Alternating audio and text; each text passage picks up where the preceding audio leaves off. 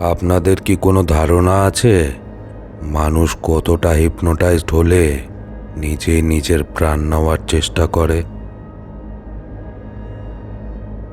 সৌমেন সেদিন মেয়েটির মুখ দেখে ভয় পেয়েছিল ঠিকই, কিন্তু পরক্ষণেই মেয়েটির পিছন পিছন সেই বাংলো বাড়িটার দিকে হাঁটা শুরু করে।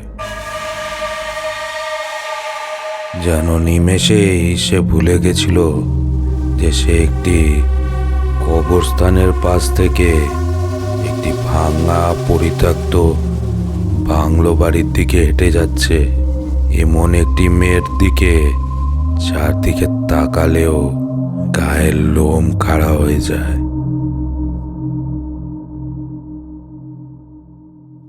নমস্কার বন্ধুরা, আমি বাপ্পা আবারও চলে এলাম অজানা অনুভূতির নতুন একটি এপিসোড নিয়ে। ভারত ও বাংলাদেশের সকল শ্রোতার ভালোবাসার কথা মাথায় রেখে নতুন এই এপিসোডটি আনা হয়েছে। চেষ্টা করেছি এপিসোডের প্রত্যেকটি অংশ লোমহর্ষক ভয় দিয়ে ভরিয়ে দিতে। চলুন আর দেরি না করে শুরু করা যাক আজকের গল্প, পিশাচিনী।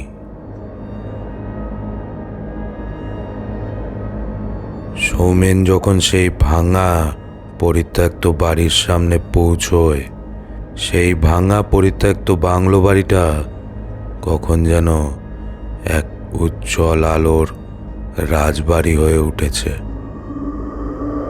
আর সেই উজ্জ্বল আলোর রাজবাড়িতে মেয়েটি যেন রাজকুমারী সেজে তার জন্য অপেক্ষা করছে। সৌমেনের মনের মধ্যে তখন যেন এক আলাদাই আকাঙ্ক্ষা কাজ করছে। সে যেন আর দেরি সহ্য করতে পারছে না।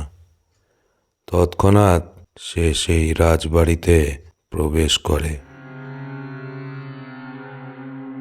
পুরনো দিনের রানীর সাজে মেয়েটি তার সামনে সামনে হাঁটতে লাগে, যেন সে সৌমেনকে রাস্তা দেখাচ্ছে।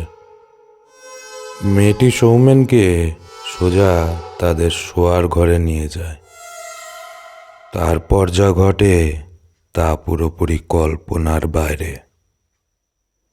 সৌমেন যেন সেই মেয়েটির সাথে বিয়ের পরে বাসর রাত কাটাচ্ছে।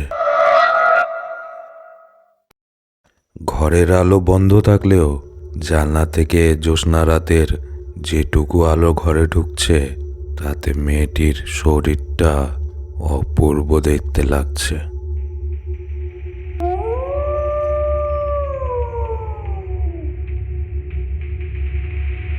সৌমেন তখন যেন তার জীবনের সর্বোচ্চ সুখ লাভ করছে। আর এসবের মধ্যেই সৌমেন কখন যে ঘুমিয়ে পড়ল সে নিজেও জানে না। পরের দিন সকালবেলা পাখির আওয়াজে ঘুম ভাঙে সৌমেনের। ঘুম ভেঙে সে নিজেকে কবরস্থানের মাঝখানে অর্ধনগ্ন অবস্থায় খুঁজে পায়। সৌমেন ঠিক বুঝে উঠতে পারছিল না যে তার সঙ্গে কি ঘটছে। তবে গত রাতে যা ঘটেছে তার সঙ্গে, এসব বিষয় মনে করলেই তার যেন মাথা ঘুরে যাচ্ছে। আপনাদের আগেই বলেছিলাম যে সৌমেন ছেলেটা ভূতে অত একটা বিশ্বাসী না। তবে গত রাতে ঘটে যাওয়া ঘটনার কথা ভাবলেই তার হাত পা ঠান্ডা হয়ে আসছে। যে কোনোভাবে সে সেখান থেকে বেরিয়ে তার রুমে গিয়ে পৌঁছায় আর গত রাতে ঘটে যাওয়া ঘটনার কথা ভাবতে থাকে। প্রথমে তো সে গত রাতে যা যা ঘটেছে সেটা বাজে স্বপ্ন ভেবেই কাটাতে চাচ্ছিল, কিন্তু পরক্ষণে যখন সে নিজের শরীর চেক করে সে বুঝতে পারে যে সে জোর করে যেটাকে স্বপ্ন ভাবার চেষ্টা করছে সেটা আসলে বাস্তব।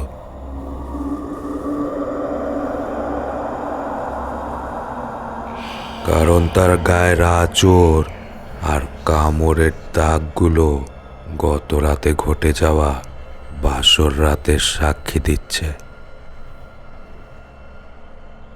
সৌমেন মনে মনে ভাবতে শুরু করে, তবে কি আমি কোনো পিশাচিনীর প্রেমে পড়লাম?